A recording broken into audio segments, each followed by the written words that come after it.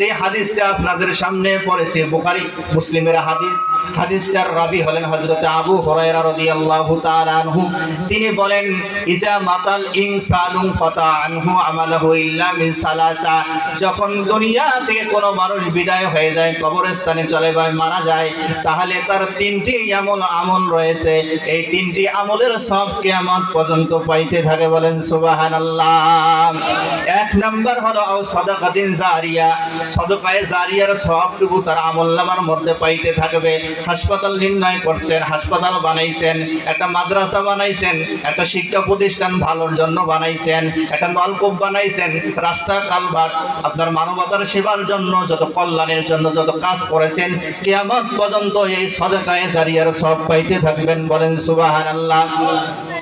দুই নাম্বার হলো আও ইলমিন ইউনতাফাউ বিহি, এমন ইলম যেই ইলম অর্জন করেছেন, যেই ইলমের জন্য মানুষের কল্যাণের কাজে লাগে, দেশের কাজে লাগে, সবার জন্য কাজে লাগে। যেই ইলম দিয়ে কোনো অহংকার তাকাব্বুরি আসে না, ওই ইলমওয়ালা মানুষ দুনিয়ার জমিনে যত ইলম আমল করবে, যত ইলম অর্জন করবে, কিয়ামত পর্যন্ত ওই ব্যক্তি মারা গেলে সদকায়ে জারিয়ার সব তার আমলনামায় যাইতেই থাকবে। বলেন সুবহানাল্লাহ। তিন নাম্বারটা হলো আওয়ালাদুন সালিহিন ইয়াদউ লাহু। সালিহুন শব্দের অর্থ ইয়াদউ লাহু, সালিহুন আওয়ালাদুন, ওয়ালাদুন শব্দের অর্থ হলো সন্তান, নেক সন্তান। অর্থাৎ যদি কোনো ব্যক্তি দুনিয়ার জমিনে নেক সন্তান রেখে যায়, আর ওই নেক সন্তান যদি ওই পিতা মাতার জন্য দোয়া করে, রব্বির হামহুমা কামা রব্বায়ানি সগীরা, এই দোয়া যদি ওই পিতা মাতার জন্য করে, তাহলে ওই সন্তানের দোয়া আমার আল্লাহ কবুল করে নেয়। ওই সন্তান যত দোয়া দুনিয়ার জমিনে করবে, ওই সন্তানের দোয়াগুলো আল্লাহর আরশে কবুল হয়ে যায় এবং সদকায়ে জারিয়ার সবটুকু তার আমলনামায় কিয়ামত পর্যন্ত পাইতে থাকে। হাদিসটা হলো রাওয়াহু মুসলিম, মুত্তাফাকুন আলাইহির হাদিস। বর্ণনা করেছেন আবু হুরায়রা, কথাটা বলেছেন নবীজি। বলেন সুবহানাল্লাহ। তাহলে এই আমলগুলো বেশি বেশি আমাকে কবরস্থানে কবরে যাওয়ার আগে আমাদেরকে এই আমলগুলো করাই লাগবে, ঠিক না?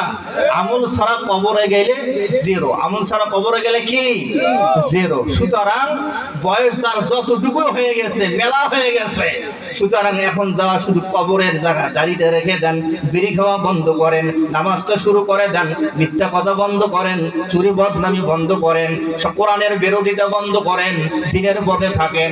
এটা ছাড়া কি আর কোনো উপায় আছে নাকি? হ্যাঁ, এই কাজগুলো করে আপনি আমলওয়ালা হয়ে কবরে যান। সম্মানিত ভাইয়েরা আমার, যাই হোক, আমি যেহেতু এই এলাকারই সন্তান আর সবাই আমার পরিচিত, এখানে আমি এই মসজিদ মাদ্রাসায় দীর্ঘদিন খেদমত করেছিলাম, আর এটাই আমার গ্রাম, পাশের গ্রাম, সবাই আমার বাপ চাচা, ঠিক আছে? যতটুকু কথা আপনাদেরকে শোনাইছি, আমি আশা করি যে কোরআন সুন্নাহর বাহিরে কোনো কথা শোনাই নাই, কোরআনের ভিতরেই। অর্থাৎ কি, আমি আপনাদেরকে পরকালমুখী আলোচনাগুলো শুনাইলাম, কারণ নবীজি পরকালমুখী আলোচনা শুনাইতেন সাহাবীদেরকে, পরকালমুখী আলোচনা করে সাহাবীদেরকে জান্নাতের পথে নিয়ে আসতেন, ঠিক না?